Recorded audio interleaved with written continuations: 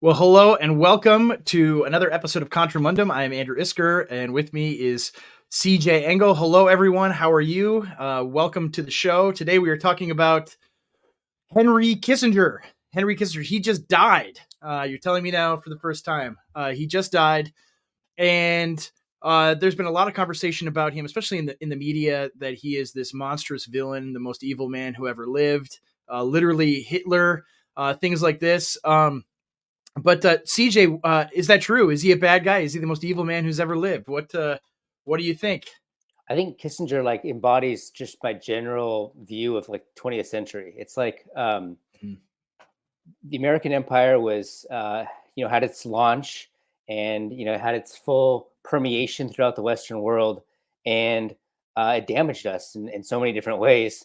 But compared to the new left, compared to the post '60s revolution, it's like these things sound quaint. I kind of want the FDR and Woodrow Wilson back. You know what I mean? Yeah, So that's that's how bad it is. That you, yeah. if people are just joining our show for the first time, CJ saying, oh, "Man, I really wish we could have Woodrow Wilson and FDR." I mean, yeah, Check out the previous episodes. We're not kind to either of those men. no, Um, I mean, but I recently talked to Paul Gottfried about things like this too. The new left is making RFK Jr. sound like a right winger. You know what I mean? So yeah, yeah. it's like I kind of miss the old waspy establishment that basically destroyed the old America. But the 20th century America is certainly more preferable than the civil rights regime. Yeah, and so like if you only listen to CNN or MSNBC or NPR covering the life and death of Henry Kissinger after he's passed away, right? All you would know about this man is that he bombed Cambodia and he also helped install Augusto Pinochet in Chile. Uh, that's all you know, right? That's the only thing that you know about. Of course, both of those things are horrible and awful and terrible.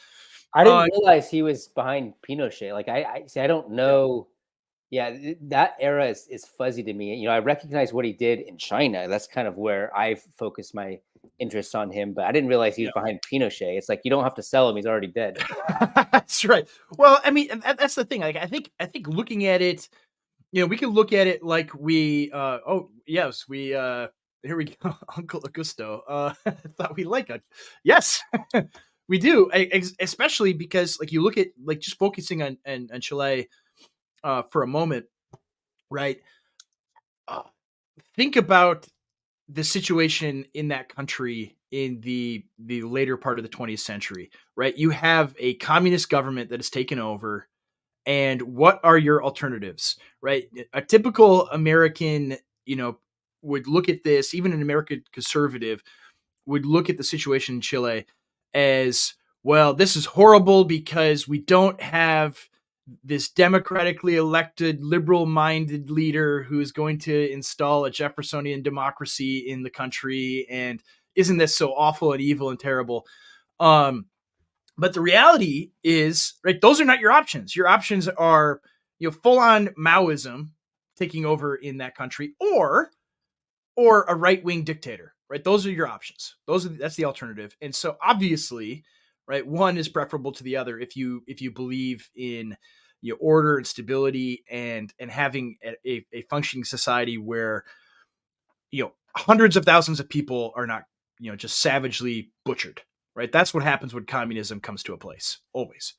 And so politics is always a question of compared to what, right? Within reality, not compared to the ideal, not compared to what would be perfect. And so, of course, yeah, like Augusto Pinochet, um, you have to admire. I pronounce Chile like I do the food. Chili. We like the chili. Yes. So, anyway, I mean that's yeah. So he was instrumental in having the State Department and CIA help push the coup in that country in Chile. So I mean that's part of it, but I mean there's so much more. Like you look at the politics of the Cold War, and that's really what I wanted to discuss and think about today because right typically like when we were in our very libertarian phase, we would look at the Cold War as just this horrible period of time. This is where the military industrial complex really got its hooks into America. Um, I and then still all of somewhat, this was I bad. still, I mean, I still have holdovers from some of those positions. Yeah, I guess I've become much more of a realist on foreign policy, but at the end of the day, it was sort of a contest between the liberal world and the communist world, and I, I do think that a lot of the momentum for the American empire that took place was a revolt against the traditional American order. And certainly. I think I like the paleo conservatives. I think that they recognized what was happening, and the imperial endeavors of the United States sort of set the tone and set the pace and set the foundation for the gay empire. So Yeah. like if it wasn't for all of that expansionism, if it wasn't for us involving ourselves in Europe during that time, I mean, we'd have no mechanism for exporting the trans revolution that we are doing now. Yeah. So I Absolutely. am conflicted on it. You know what I Oh mean? yeah, me too. I don't want to give the impression that America was did nothing wrong and we've always been great and the Cold War was awesome and everything after World War II was perfect and we can't criticize it at all or draw I mean, especially like I mean, all the terrifying and they're very real stories of what the Soviet Empire did in the Eastern Bloc. In like Eastern Germany, and just the way that they revolutionized all those societies in Poland, Czechoslovakia, all of those places, Romania, Hungary, right? They were, but we have, and then that's the narrative is that the Soviets were doing all those bad things, which they were bad. yes. But also part of the narrative is that we were pursuing a policy of liberation for Western Europe, and that's not really true. I mean, we were subverting Western Germany at the same time as the Soviets were subverting Eastern Germany, and while they had sort of a masculine totalitarianism, we had an effeminate totalitarianism, and it's really recognizable right now. Just the things that we are just now finding out about what we did in Germany, how we participated in the corruption and subversion of their culture, I think really undermined the narrative of U.S. liberation in our positive role in Europe over the last 70 years. You know what I mean? Yeah. Oh, absolutely. And I mean, you see the same thing with like France. France and how subverted they were by NATO and the United States, driving much of the cultural change there, where France had and still has, to a certain extent, a very prominent right wing, and they did throughout the Bigger 20th than century. bigger than Germany's right wing. Oh, at this, well, definitely at this point, right? Yeah, But and way bigger than anything in the UK, and so right, the US has been actively suppressing it for decades. It right. continues to do so. And so it isn't like the US did no wrong during the Cold War, everything was great.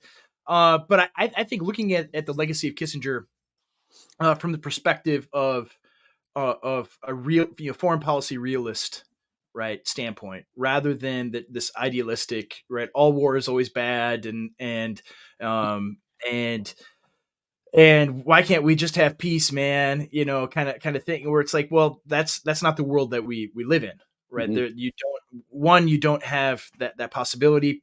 Secondly, the Soviet Union is this massive, totalitarian a threat that did want to export it everywhere.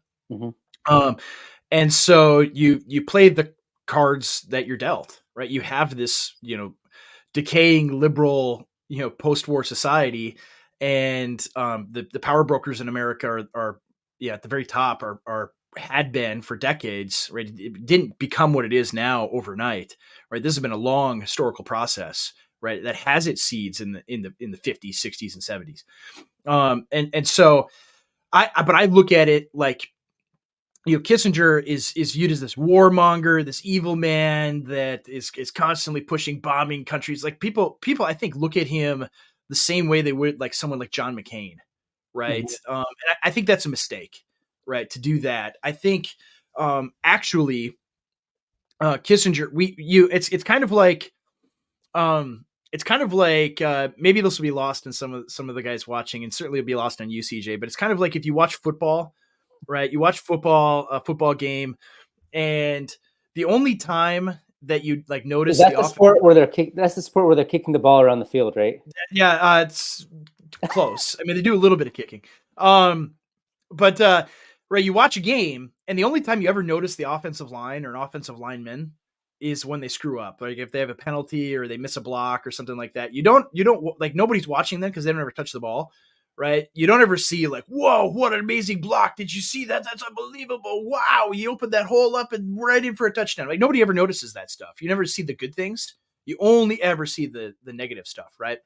And so I think look, thinking about Kissinger is that way where we don't have any idea. You can't see the comments because you're not logged in. No, I see it. I see it. um, right. Nobody has any idea. I live in California, so That's right. leave me He gets alone. that all the time. Nobody has any idea about Kissinger and all the wars that he prevented. Right, all the conflicts that didn't happen. Right, nuclear war or direct confrontation with the Soviet Union that he was able to help American presidents navigate away from. Right, Mhm. that I look at that and think about that as like we don't realize just how much on the knife's edge we were in the Cold War, and this is not really talked about enough. And it's not, and even in our context today, right? How we are walking this tightrope over nuclear war. Like it could happen, right? It's an actual very real threat with the things that the confrontation they're trying to provoke Russia into, or even China. Um, and that was life in the Cold War. Is at Mhm. any moment there could be a conflict that um, where the United Yeah, States is embroiled into direct conflict with the Soviet Union that it cannot avoid it or was. extricate itself from, and then nukes start flying right Yeah, at it any was. moment. It was different then. I mean, nowadays it's like nothing ever happens, right? Like Yes. nowadays there's these threats of like big things happening in Ukraine and Russia and Israel and Gaza. Mhm. Back then it was for real though. I mean, back Yeah. then there was a real confrontation, and back then we were hours away from something much more serious than we saw. So I think it's hard for us to imagine the reality of back then, but it's not the same as where we are now. Like all the things that we see on the news, and the Mhm. U.S. has a ship right now in the Red Sea or whatever that's being threatened, and all that stuff is just headlines and it's nothingness. Mhm. But back then it was real. The Soviets were a real threat, and Kissinger, part of the Nixon administration, they had to make real decisions, real life decisions. It wasn't a clown world, and the leadership was actually somewhat competent, responsible, even if they were misguided. There were a lot of we did have an impressive leadership, even on those that we severely disagreed with. We actually had Yeah. real human beings making real decisions. No, Uh, and today Kissinger was it's a complete clown world today, and, yeah. I and mean, it's really compare not. Yeah. compare Henry Kissinger to I can't even think of his name. It doesn't really matter. The current Secretary of State, Blinken, Anthony Blinken, Hmm. right? Or Samantha Powers, or what's her name? Who basically for Obama led the coup in Ukraine. Victoria Nuland, right? Compare. I mean, I don't know if anyone has ever watched these people speak and or give lectures or do a press conference. They are not impressive people, right? At all. Like honestly, like you and I with zero foreign policy experience whatsoever could do at least as good a job or better than them, right? Hmm. Our comment section can do a better job than the people that are running our foreign policy today, right? And so, um, it is, honestly, right? Comparing like Kissinger to those people, right? Right. It's like night and day. There's no comparison whatsoever. This man was absolutely brilliant. Can you hear me? Uh-oh. Did I cut out there? Oh, Okay, go ahead. hey. Yeah. So anyway, right, it's like this he was one of the brightest guys there was, and that's I mean that just tells you the difference between to then and today, where you did have the top people rise to the top, right? You did have people that are competent and skilled and brilliant. They might not have been good people. They might have been amoral and cutthroat and everything else, anything else we might ascribe to Kissinger. But there's no question that this man knew his stuff and knew what he was doing. Hmm. No, I agree. I agree completely. One of the things that's interesting to me about Kissinger, I don't, because we talk a lot about the Cold War and the relationship with the Soviets, but he went a long way to talk to opening up things with China.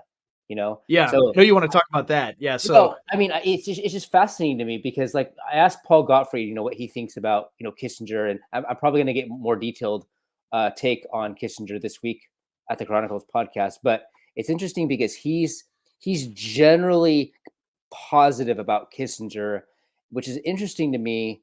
And I think it's because he's positive about Nixon's foreign policy instincts. I mean, Paul thinks that Nixon was a foreign policy genius, and mhm. Kissinger did not, or Nixon did not have a very good sense of domestic paths forward. But on foreign policy, Nixon was, a genius basically. So he sees Kissinger in that light. But the thing that's interesting to me is like how much damage. Like I wonder what someone like Pat Buchanan or a protectionist would think about Kissinger, because China and our relationship with them in terms of the market, the in trade policy and all of that stuff. It's interesting. We're seeing the fruit of opening the doors to China that Oh yeah. I don't think were anticipated back then during Kissinger, because I don't think the relationship is healthy. We basically have a loads of junk and crap on our shores, but all of the solid jobs related to American manufacturing. It's a struggling world. You live in the Rust Belt. I mean, you see Yeah. a lot more of it than I do. And in fact, I see a lot of subversion. I see a lot of the Chinese subversion here in California. So I'm not really. I think that was one of the most damaging things that he ever did, was open up the doors to China. No, I agree. I think it was, and I think some of it is there wasn't the kind of foresight. Which I mean, maybe to be fair to Nixon and to Kissinger, right? Could they have anticipated that China would become this industrial powerhouse, and that opening, relations with China would sap American industrialism like it has? I think. I mean, you look at China in the early 1970s, right when Nixon went to China, and they were not what they are now. I mean, it was largely an agrarian economy. It Mhm, was, if anything, they looked at it as, here's a market for us to sell more stuff to, right? mhm, Because you have a booming American economy, right? It's the you're still like 20 less than 30 years after the Second World War, where all of Europe, all of their industrial capacity in Europe has been destroyed. And so for the better part of a generation, America was the only industrialized country that hadn't had all of its factories bombed, right? And so it had all of the infrastructure, everything, and and there was a huge economic boom because of that. And you look at China, and it still had never developed the kind of manufacturing that it has now.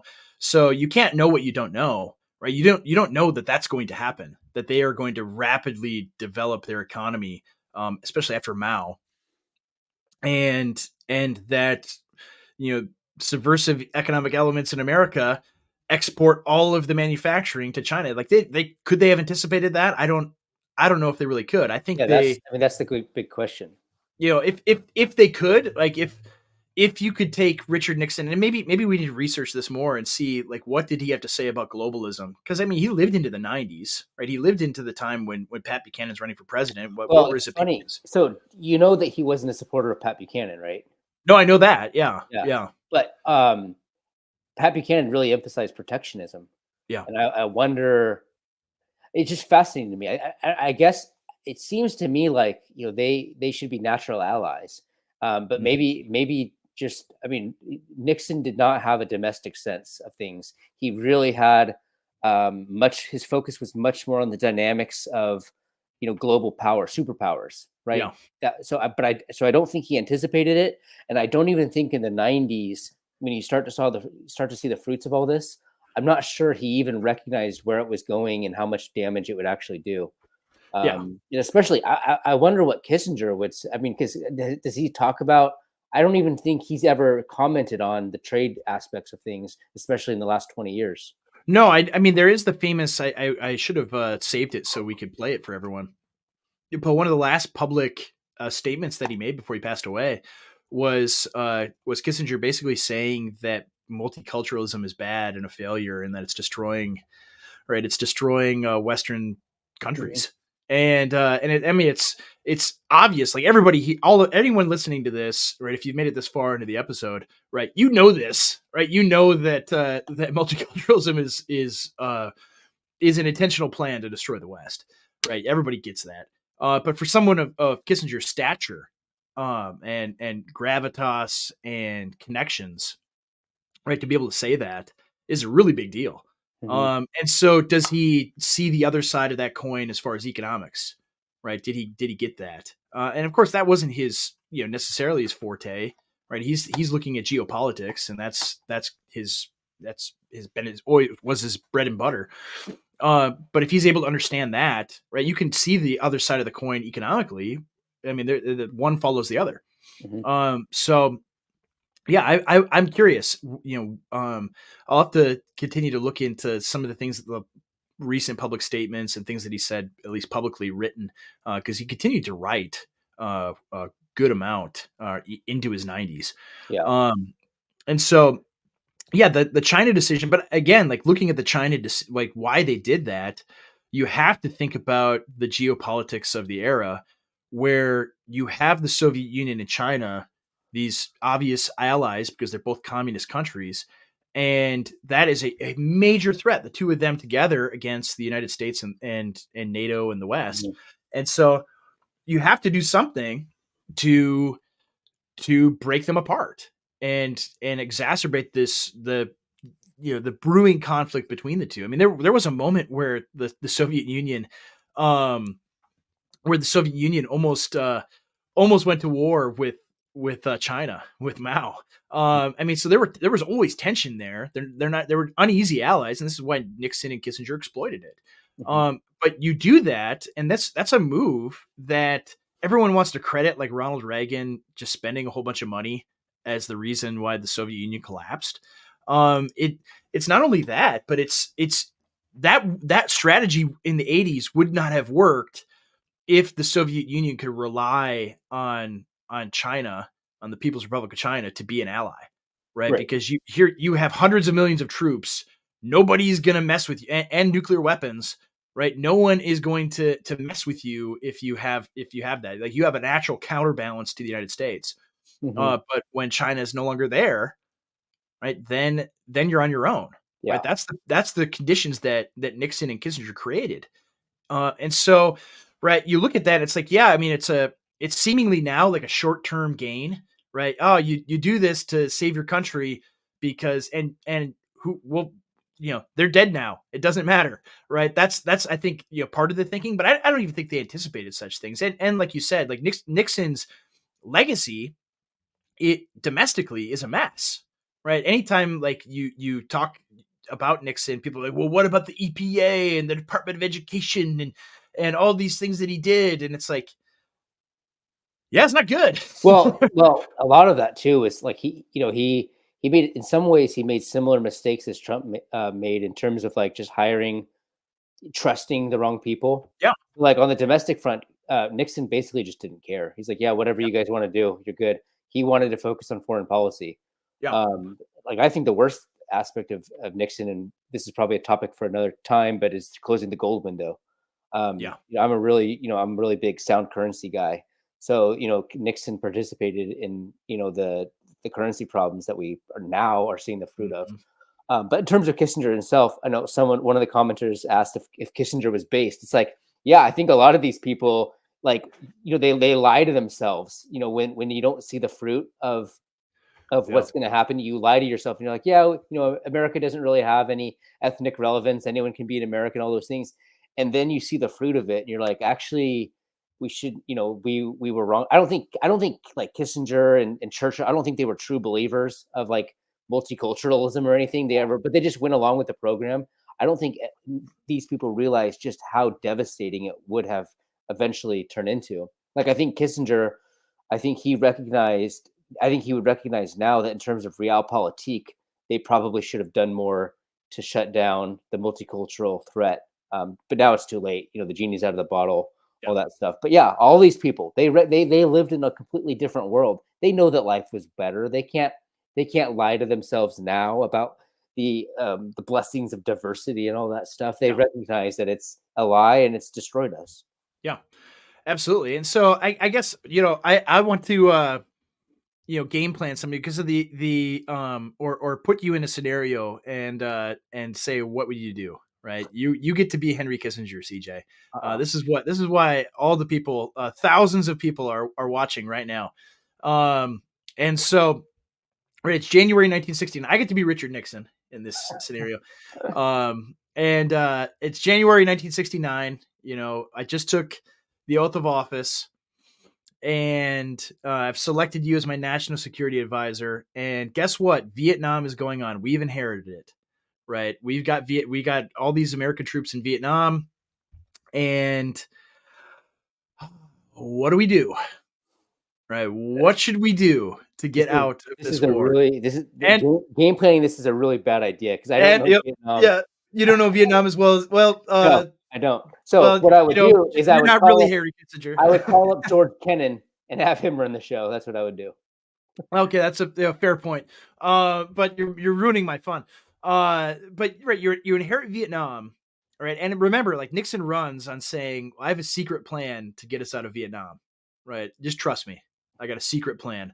But of course, the secret plan is just bombing North Vietnam like crazy, Uh-huh. and then bombing the supply lines of Viet Cong into Cambodia, Mhm. right? Because you need to, right, how do you get out of this war? Right? That's the thing. It's one thing where we look at it, it's like, oh, Vietnam was bad, it's a mistake, we shouldn't have done it. But you're elected president by the silent majority, Mhm. right? They come out for you in droves, right? They hate communists, and they realize the Vietnam War is a mess. It's become incredibly unpopular because of mass media propaganda. And what do you do? Right? How do you get out of this? Right? And so you have to produce leverage for the North Vietnamese to want to end the war. Right? That that's what he attempted to do. That's what Kissinger was attempting to do. And so how do you get out of this war? And because the goal was to leave South Vietnam as, right, a functioning country that could take care of itself. Right? That failed, of course. It collapsed almost immediately after American troops left. Um, but right, that's the goal, to withdraw America from this conflict. And so, in order to do that, you can't just be like, all right, Ho Chi Minh, he might have been dead by then. But all right, North Vietnamese, we're just gonna say see you later. I don't know how to say goodbye in Vietnamese. Right, we're gonna say see you later. We're getting out of here. We're gonna pull up all our bases and just flee. Right. Well, you can't do that. I mean, it's similar to Afghanistan, right? It's funny how like all of these like anti-Trump Republican people are like, well, reality is the Biden withdrawal from Afghanistan, that was all planned by Trump. He was the one trying to get out of there. And it's his fault that all that happened, right? Which I don't think is true, and we can get into that. But you need to get out of Afghanistan, right? Mhm. This is a war that is sucking your country dry, right? There's no purpose behind being there at all, right? Why are we there, right? This is the question that people asked for at least a decade after Osama bin Laden was killed, which was the Mhm. ostensible reason for being there. Right? How do you get out of this conflict? Right? That's the Mhm. thing. Like you get sucked into these quagmires. It's the same thing with Ukraine, right? How do you get out? How do you get out? Right? You're elected now. What do you do? And right, you have to present leverage, right? The North Vietnamese aren't going to end the war unless what? Right? Unless they have a compelling reason to, unless you give them a reason. Otherwise, they're just going to come in and take over South Vietnam. Yeah. Right? So, right, I look at it in terms of realpolitik. Yeah, do I want like hundreds of thousands of people getting killed because of civilian? Of course, it's horrible. It's terrible. Right? It's evil.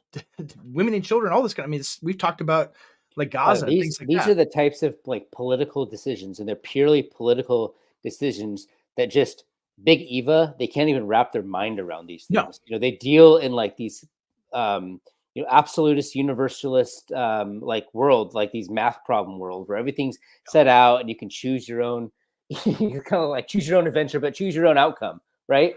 Yeah, and it's they always can't choose idealistic. they can't choose between um, two bad options. They No, literally can't do that. They can't function in that world.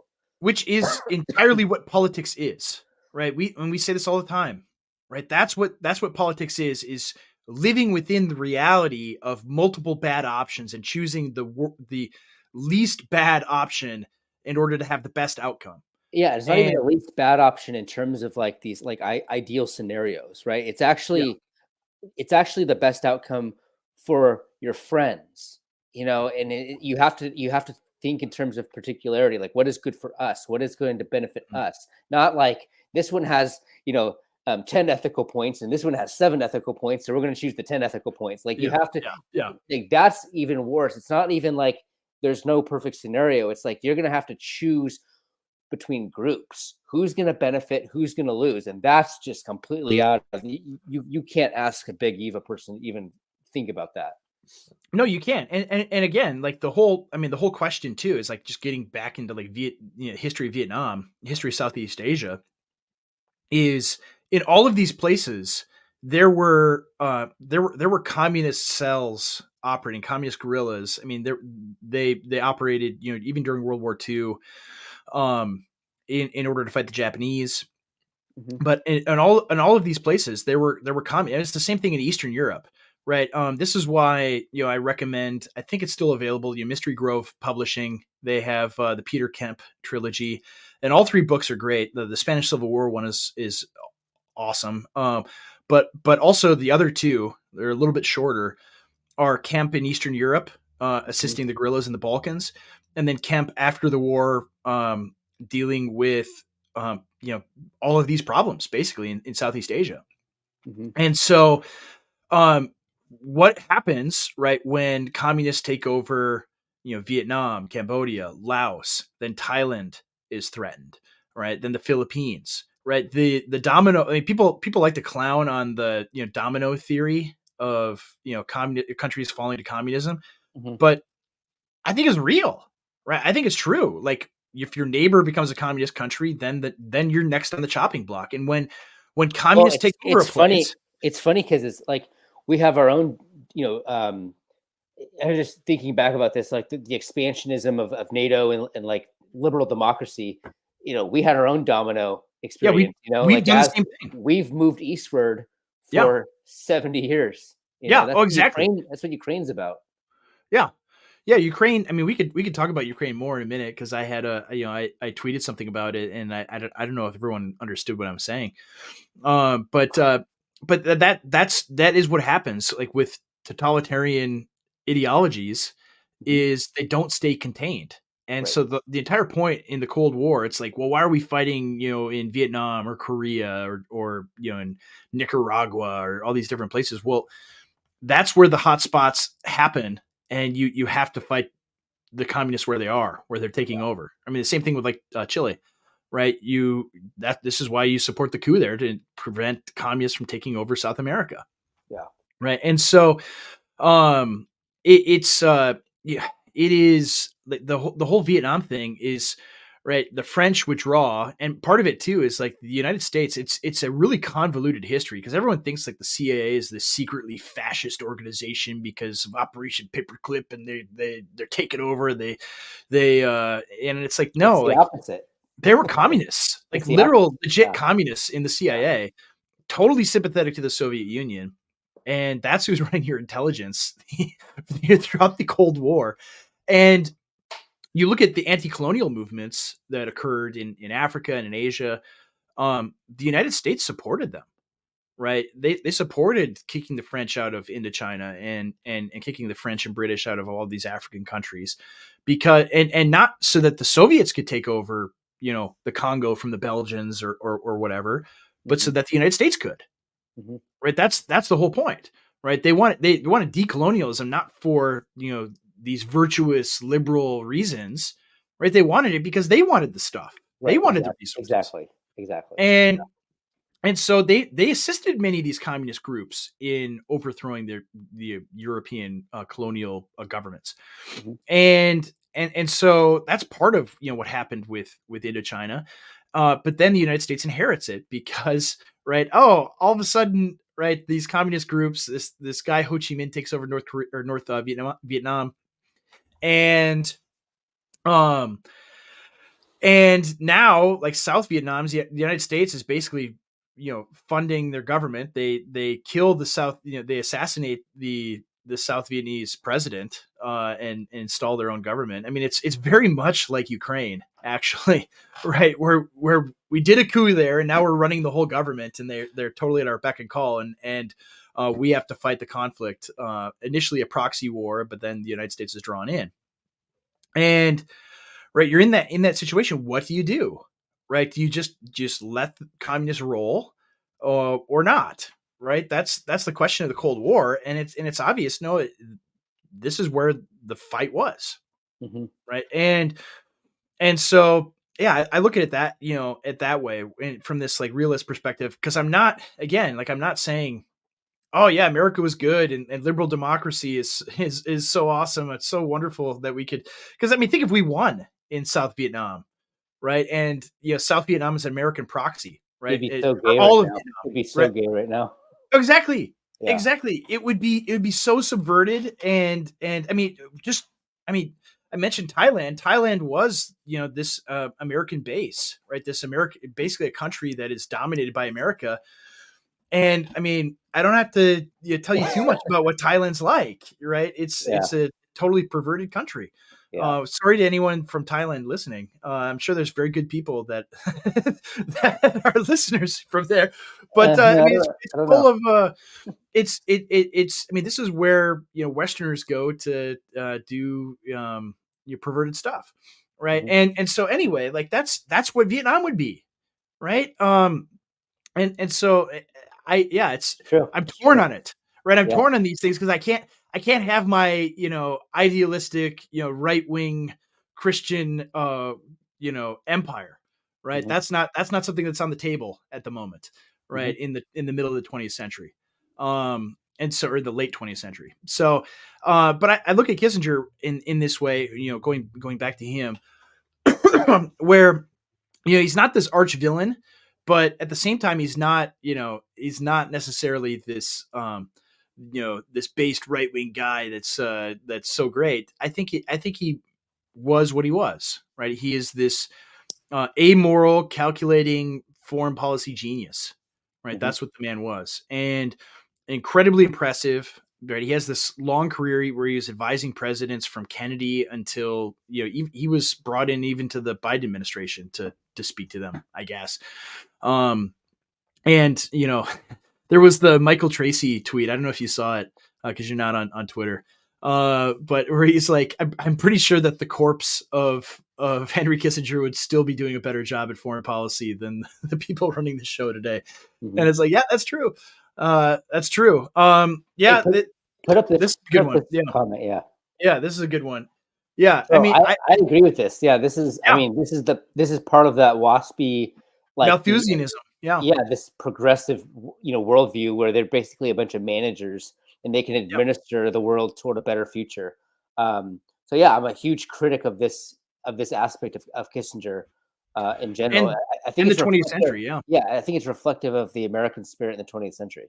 And what we have now. I mean, like where did trash world come from? Right? It's these things. It grew out of it. Yeah. And so yeah, I agree with you. This is the point where I'm not going to say, oh, he was this great guy, he was so wonderful, because this is the fruit of what they produced Hmm. in the 20th century is what we have now, right? The things that they planted are coming, are bearing fruit in this day. Um, this is a good question. We'll get to some of these questions here because we're uh Kevin Jackson asks if I'm a Bitcoiner.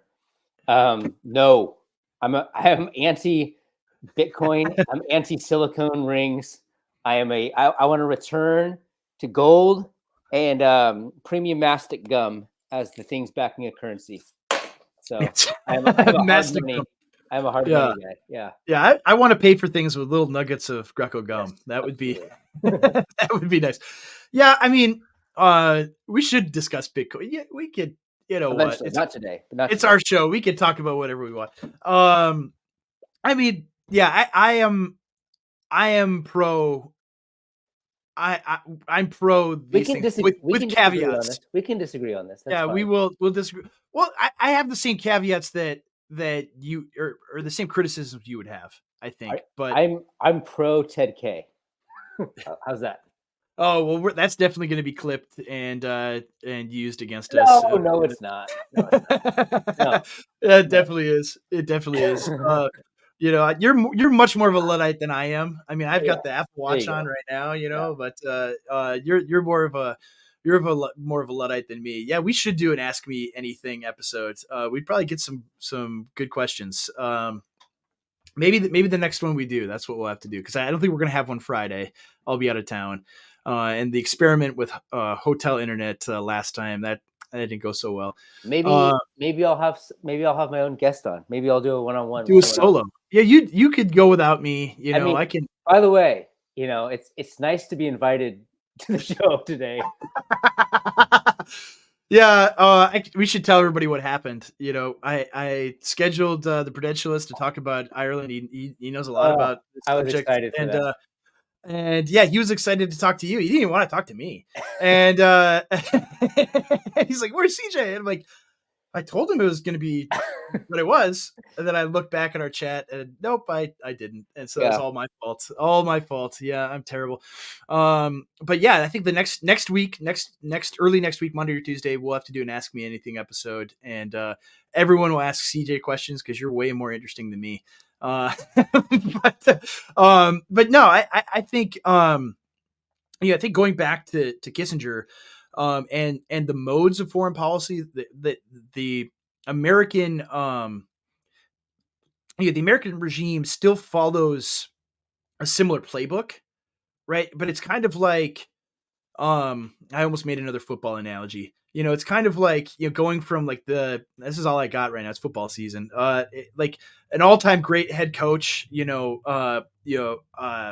Vince Lombardi or something, and who? now you're having like third graders drop plays in the dirt, right? Yeah, That's what they're doing. They're trying to run his offense, and they can't, right? yeah. They can't do that, and so you see that with Ukraine, right? What happened in Ukraine in 2014, I think, is a prime example, right? Where what did they do in Ukraine? It's very similar to Vietnam, right? Where you have a government that all of a sudden isn't so friendly to you, and you just overthrow it, right? In Vietnam, they assassinated President Diem, and in 2014 they overthrew the democratically elected government of Ukraine. How about that? So they love democracy until they don't.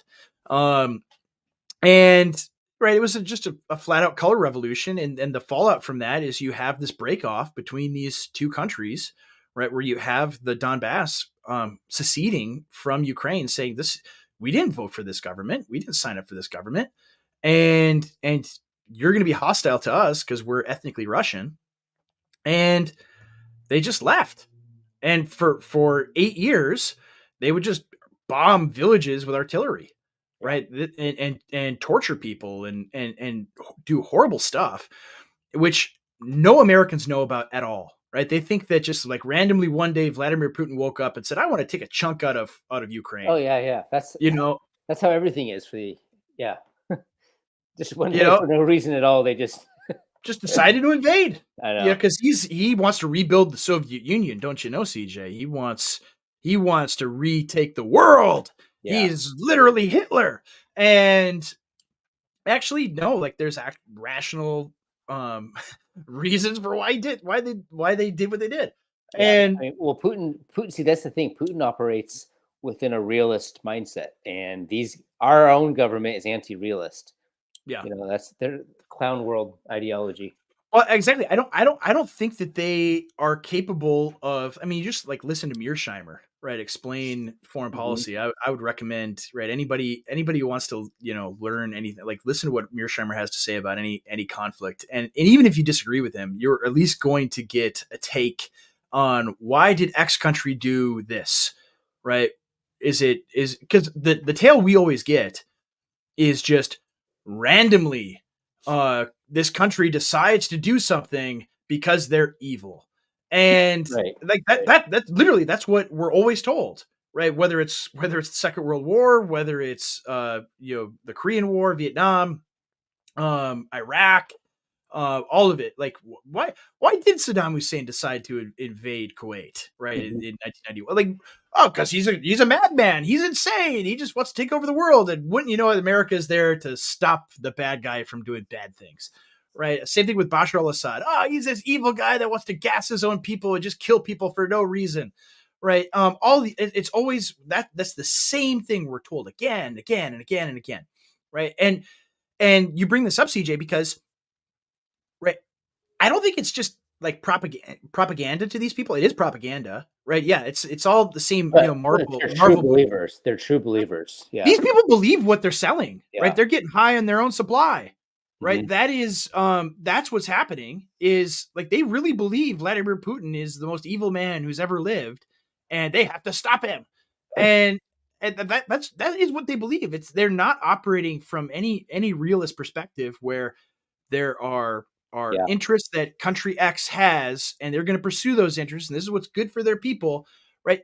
They don't think that way at all, which is alarming because you look at Kissinger, and I mean, this is a realist par excellence, right? This is he understood what things is this country going to do? Where's the leverage that we have? Where are the carrots and the sticks that we can use? And how do we operate this situation for our advantage, for Yeah. our own interests as a country, Right. right? That's the other question is, right, they don't even view like That's the American interest, right? You That's look what I at was like saying earlier. Yeah, yeah, you have to you have to recognize that we are an actual country. We're actual people. We have our own interests. These people are the people running the show now are incapable of even comprehending that. there is no American interest to these Yeah. people. It's just keep the global American empire running, you know uh, keep keep things going the way it is, right? Keep America in power.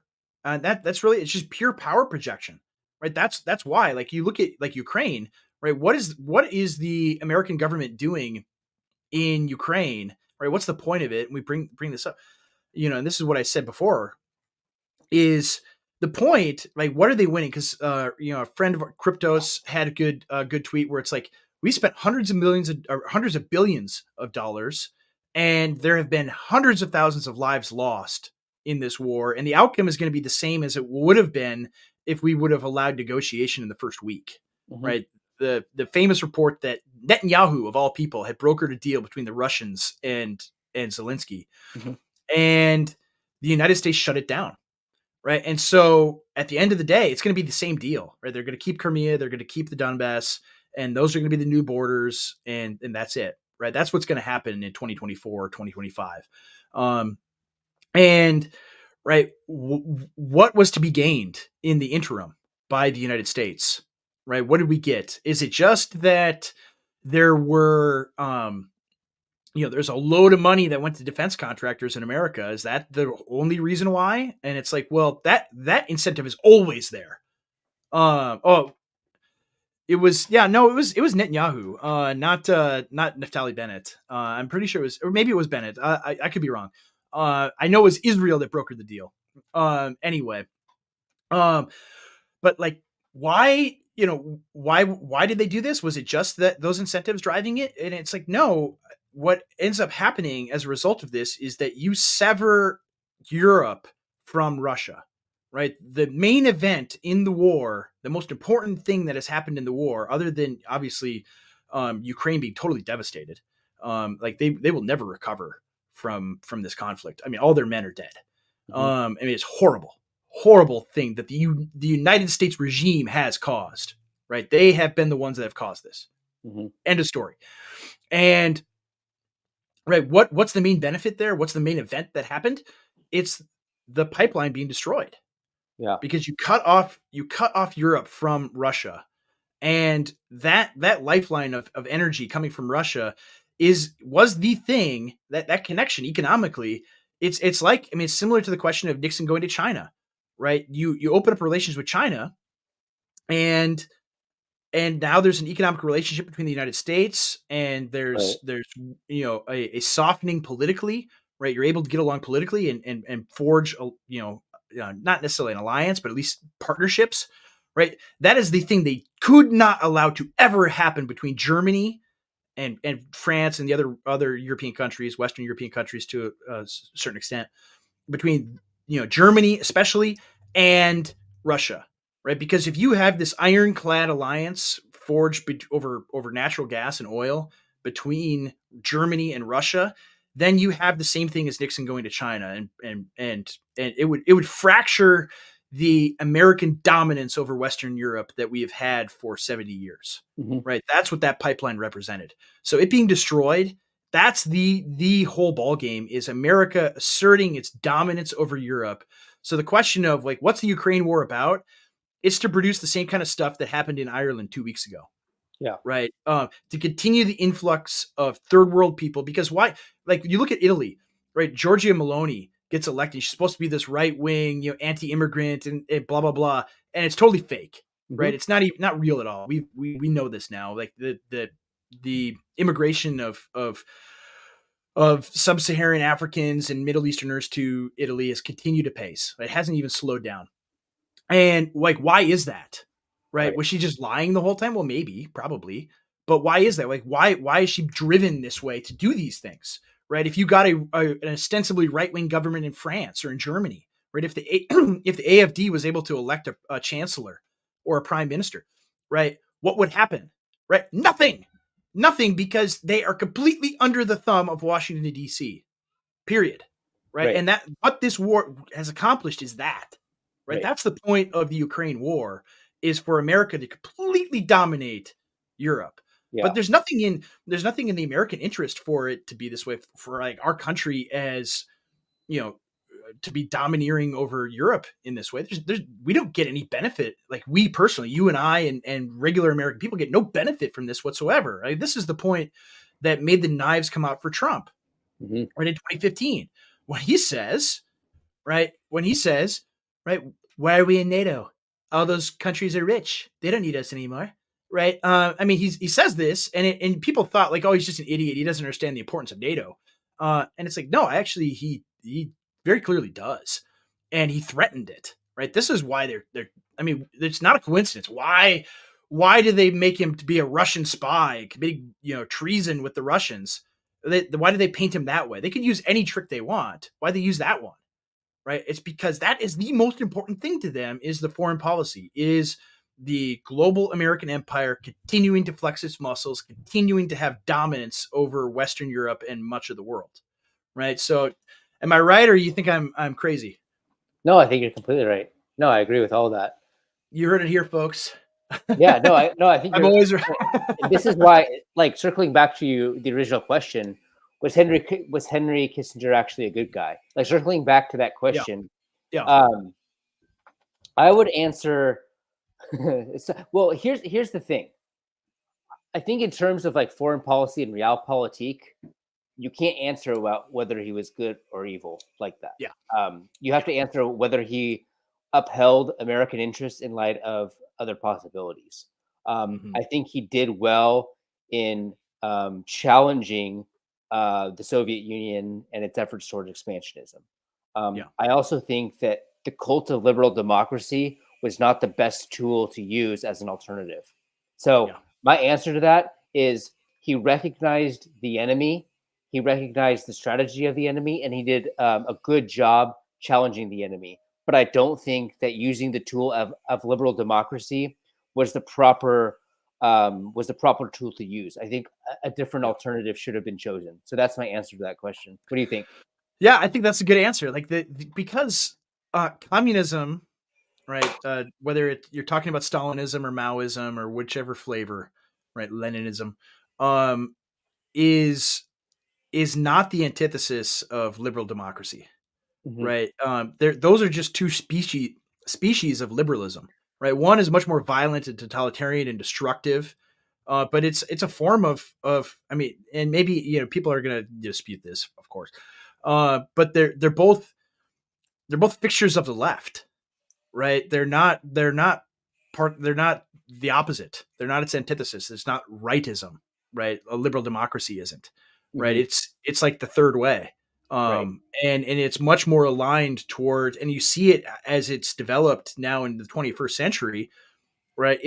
It's producing many of the similar things. Like and much has been made of this. People have said this a lot, that the Soviet Union, like culturally, was less liberal than American, 21st century, globalist American empire stuff, right? Mhm. They didn't have trans kids in the Soviet Union. They had mass graves and gulags. They didn't they didn't have this stuff, Well, right? yeah, because They it, still it had was families and marriage. it was a very masculine tyranny. We have a Yeah, very feminine tyranny. That's why. yeah, It was guns to your head, not we're going to psychoanalyze you and let you talk to some student of Freud. Like that. It was a yeah. completely different method. And subvert your society from the inside, and psychologically demoralize you in every possible and way, and and atomize you. No, what's left over of once the Soviet Union receded from the world scene, what was left over in Eastern Europe was masculine men that had struggled. yeah, What's going to be left over here? Basically, a bunch of obese people that are addicted to porn. You know what I mean? So yeah, it has different effects. yeah, Yeah. yeah. That's just it. And so, um, moral of the story: don't be one of those people left over in the wake of Yeah, for sure, for sure. the American democracy. Mhm. Um, so yeah, I think we're almost out of time here. What stuff have you been working on I'm that we actually back on Twitter, so you can follow me at Contra Mordor. I have above 6,000 followers. And then follow my Substack, and then the Chronicles Magazine podcast is slowly chugging along, but you can check that out too. Yeah, so are you gonna have a guest later in the week when I'm gone? I don't know yet. Maybe I will. Well, we will. Maybe I will. If Stay tuned. Yeah, maybe I'll think about inviting you. Yeah, Maybe I won't. we'll see if I play my cards right. And next week we will do. This is a great idea. This is why the comment section is so great. We can have an ask me anything, where you can ask CJ anything you want to find out, and he is required to answer the question. It's true. Morally obligated. That's right. That's right. Well, again, thank you all for watching and listening. Continue, here on special guest James Lindsay. Yeah, if you have James on, maybe I'll try to get some internet and ask him some questions. I don't think it's gonna happen though. But yeah, continue everybody making burner accounts to subscribe to Contra Mundum on YouTube. We're very close to the magic number of 1,000, and then we will then we'll explode. We'll have millions of followers, because this is the most happening, exciting YouTube channel on the entire site by far, of course. But until then, until next week, maybe later in this week, uh, have a good one. Stay dangerous, and we will see you next time.